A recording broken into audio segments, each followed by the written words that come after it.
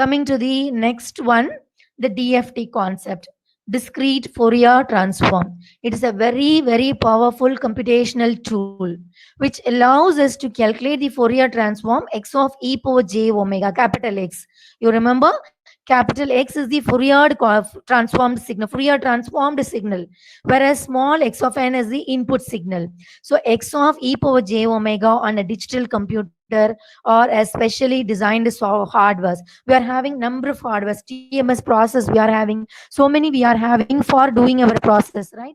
So here we can do it with the digital computer or with any hardware. We can able to calculate our DFT, and the DFT plays a very important role in the implementation of many signal processing algorithms. It is used to perform the linear filtering operations in frequency domain. Discrete Fourier transform e power j omega x of e power j omega. So frequency domain. So here n, capital N, right? So equally spaced frequency samples of DTFT, discrete time Fourier transform, are known as DFT, denoted by x of k, where here this capital N points are located at w to the suffix k. We call it as a twiddle factor 2 pi by n into k, where k ranges from 0 to capital N minus 1, right? So capital N is the number of samples present in our sequence. For example, in our input sequence x of n, if I am having 8 samples, then capital N value is equal to 8. That is the meaning, right? So 8-point FFT calculation, 8-point DFT. So in that case, the capital N represents the number of samples present in our sequence. So WK is the here twiddle factor value.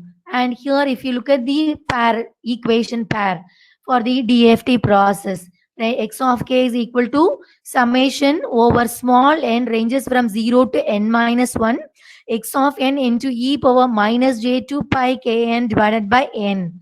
And here in the reverse IDFT, x of n we are going to calculate 1 divided by capital N summation over k, small k, ranging from 0 to capital N minus 1, x of k, capital x of k e power plus j 2 pi nk by n. So this is the analysis procedure. This is our synthesis procedure. So if we want to represent the same equation with the twiddle factor, then we can have this equation. The twiddle factor is nothing but w is equal to e power minus j 2 pi by n. If I am representing with wk, then e power minus j 2 pi nk into n 2 pi nk by n. So that is our equation, right?